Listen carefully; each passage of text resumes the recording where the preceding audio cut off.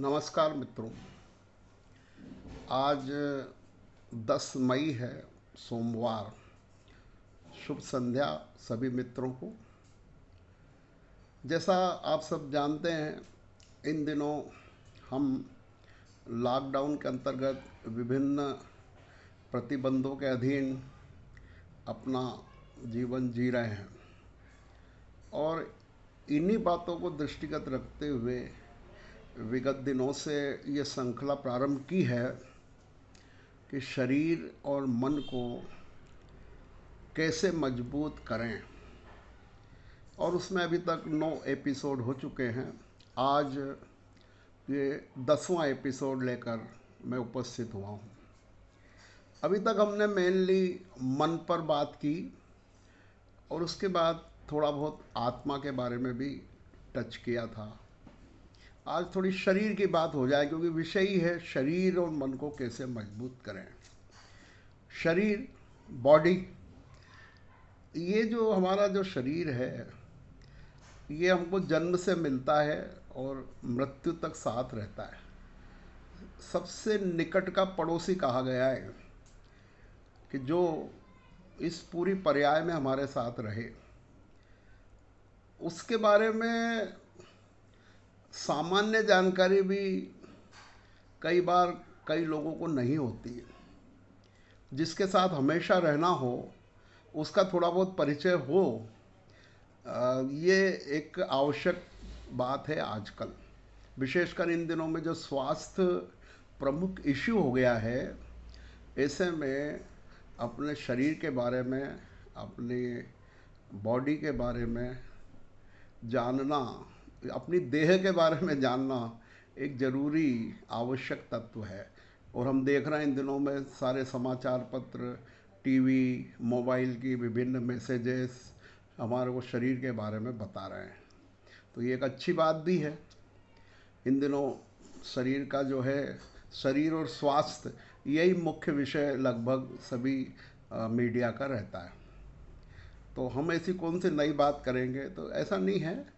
जैसा मैंने शुरू में भी कहा था कि जानकारी तो हमें सब है, पर वो ज्ञान के स्तर पे, अनुभव के स्तर पे आए, ये हमारा प्रयास है। कोई बहुत नई बात मैं बताने वाला नहीं हूँ आपको। तो जैसे हम बात करें कि शरीर को हमें जानना है, तो शरीर में इस समय जो सबसे मुख्य चीज़ जो चर्चा का विषय है, वो है लंग्स या फेफड़ा। जो हमारे छाती के पीछे रहता है, ये फेफड़ा कहलाता है, ये लंग्स कहलाता है। और इसी की सबसे बड़ी समस्या कोरोना में बनी हुई है। व्यक्ति को सांस लेने में दिक्कत होती है, ऑक्सीजन नहीं मिल पाती, इसलिए ऑक्सीजन देने के विभिन्न उपाय किए जा रहे हैं। व्यक्ति को जो है बीमारी से ग्रस्त होता है, संक्रमित होता है, तो उसको सबसे बड़ी समस्या सांस लेने की, ऑक्सीजन की आती है। और वो उस संबंध में फिर ऑक्सीजन मशीन से उसको ऑक्सीजन देते हैं, कंसनट्रेटर से देते हैं, फिर बाय पेप मशीन लगती है और फिर वेंटिलेटर की भी ज़रूरत पड़ जाती है। तो ये तो एक मेडिकल प्रोसेस हो गई, हमें उसमें नहीं जाना। मैं तो आज जो बताने वाला हूँ वो बताऊँगा। मैं ये समझ लो, आज का जो शीर्षक है वो है 100 दवा एक हवा।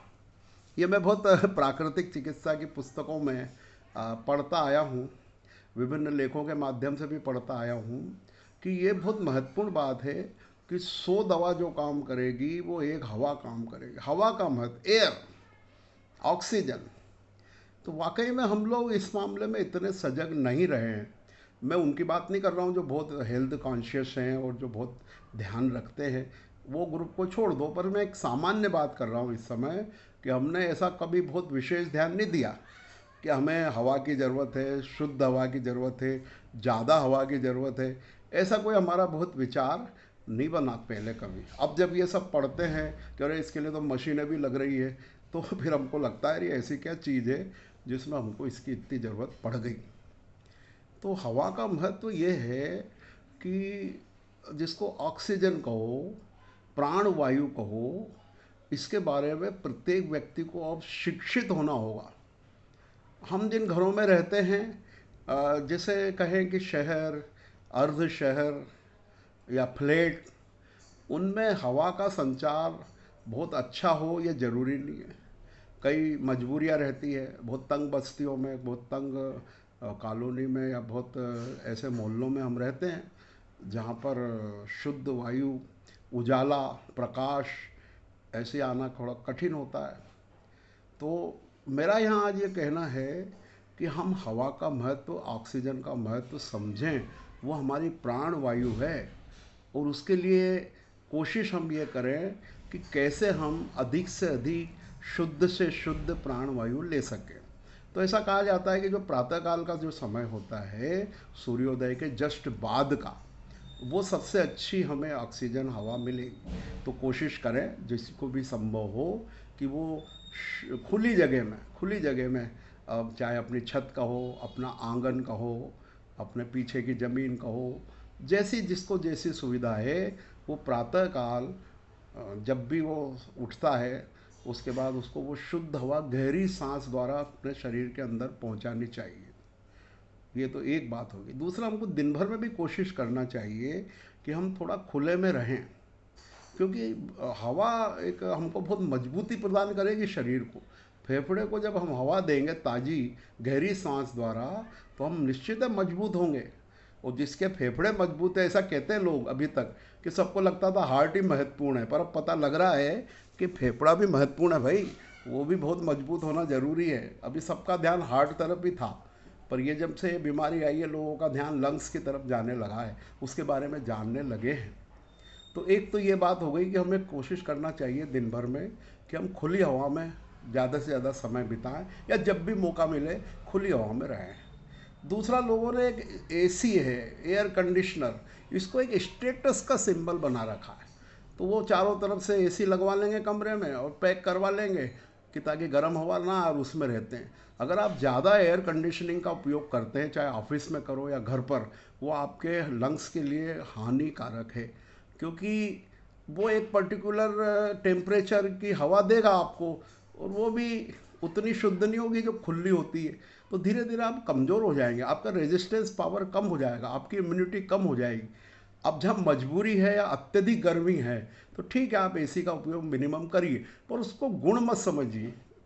AC is not better for our health. हमको नेचुरल हवा चाहिए। तो जब तक संभव हो हम बिना एसी के रहना सीखें। जो लोग ज़्यादातर समय, पूरा समय एसी में बिताते हैं, धीरे धीरे उनकी चमड़ी कमज़ोर पड़ जाती है, धीरे धीरे उनके फेफड़े कमज़ोर पड़ जाते हैं। तो कोशिश करिए कि जहाँ आपको ज़रूरी है वो तो एसी का ठीक है, बाकी कोशिश करिए कि आप एसी का उपयोग कम करें और नेचुरल हवा का उपयोग करें। खिड़के दरवाजे खोलिए। एक चीज़ और मेरे को इस समय कहना, कई लोगों को आदत होती है कि वो मुंह ढककर सोते हैं। ये बहुत ख़राब आदत, क्योंकि वो अगर मुंह ढककर सोएंगे तो ऑक्सीजन लेंगे, फिर से वो बाहर कार्बन डाइऑक्साइड निकालेंगे, फिर से उसको ले लेंगे, तो उनके कितना कमज़ोर मुर्दानगी रहेगी उनके चेहरे पे। इसलिए कभी भी मुंह ढक के मत सोइए। सोना हम करीब 6 घंटे, 7 घंटे, 8 घंटे सोते। उस समय आप सोचिए अगर आप मुंह ढक के सोए हैं या एक बंद कमरे में सोए हैं, तो आपकी स्थिति क्या होगी। आप मजबूत इम्यूनिटी वाले नहीं हो सकते। इसलिए कोशिश करिए सोते समय आपकी खिड़कियां कम से कम चालू रहे।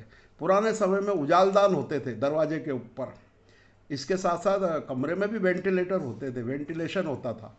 अब आप तो सब लोग बिल्कुल कम से कम हवा आए, दरवाज़ा बंद करा कि पूरा कमरा पैक। तो उसमें एक बासी हवा रहती है, वो व्यक्ति को थका देती है, उसकी मजबूती कम हो जाती। इसलिए अगर आपके संभव हो तो आपका कमरा इस प्रकार से बनाइए जिसमें वेंटिलेशन हो, हवा को आने जाने की जगह हो।